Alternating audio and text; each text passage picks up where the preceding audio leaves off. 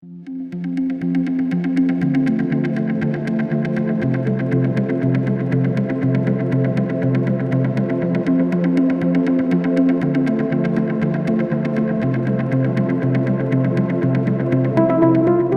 started these workshops in August 2018. There was nothing just for supporting girls getting started in video games in the UK. I think it means a lot for people to get into a game and be able to make something that feels a little bit more like them, or they can play as someone that they feel like they can relate to a little bit more.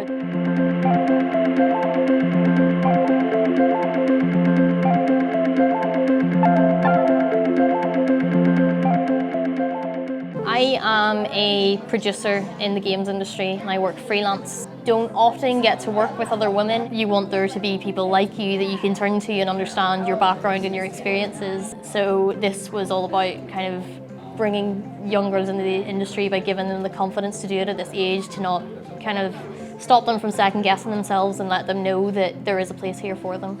I'd never really heard of a workshop like this before, specifically for young girls.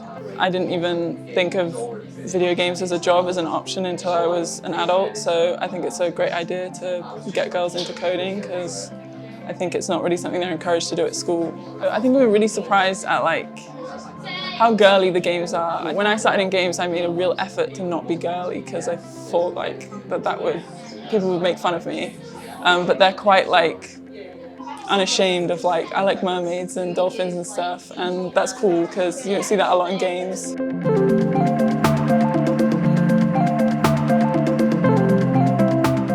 Video games have a reputation for being heavy with crunch. They're not very flexible with their hours, and for maybe women that want to start a family, that's quite difficult.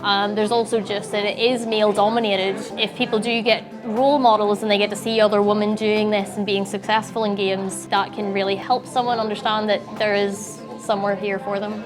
We get all kinds of girls come up to these events, so some of the girls are just really artistic and want to do something creative. Sometimes they are big gamers and they really love video games, and they know probably more than some of the volunteers know about video games, and they just really want to know how to make one. And sometimes it is just a Saturday afternoon doing something new, doing something interesting. What we do is we bring them in and we show them how to make a platformer. These platformers will usually be a playable game by the end of the workshop, just in a 4-hour period. They bring this platformer home, they can show their families, they can keep working on it, because we use all free tools so that it is accessible for everybody. And whenever they come here, all the volunteers also work in games or are currently studying games, so they've got someone to turn to and ask questions, and everyone's local to their area, so everyone here today is based in Manchester. They work in games in Manchester, or they're studying games in Manchester. I think it's important to know that video games are made down the road from you, sort of thing.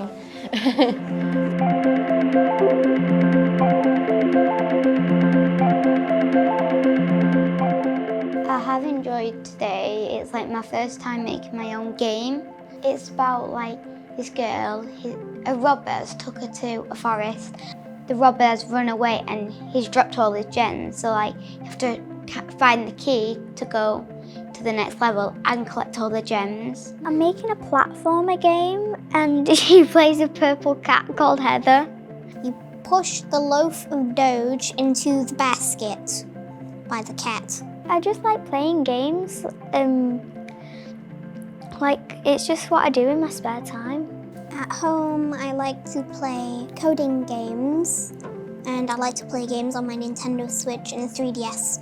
I normally go on my brother's Nintendo Switch and I just play Mario Kart or Fortnite or something like that. If you don't show an interest in diversity, you're just not going to make as interesting a game. I think when you're making art, which is kind of what video games are, and when you're building worlds, having people with different world backgrounds and different upbringings, whether they're just from different places or they're different genders or different races, when you're making art, having a more diverse team is just going to make the art better.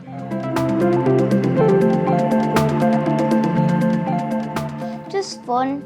I think more girls can get into it, so then you can try and make your own at home, and you can show whoever you want and show all your hard work you put in and your effort. I just really enjoyed it. I've learned how to make a game, actually, and I'm going to try making one at home.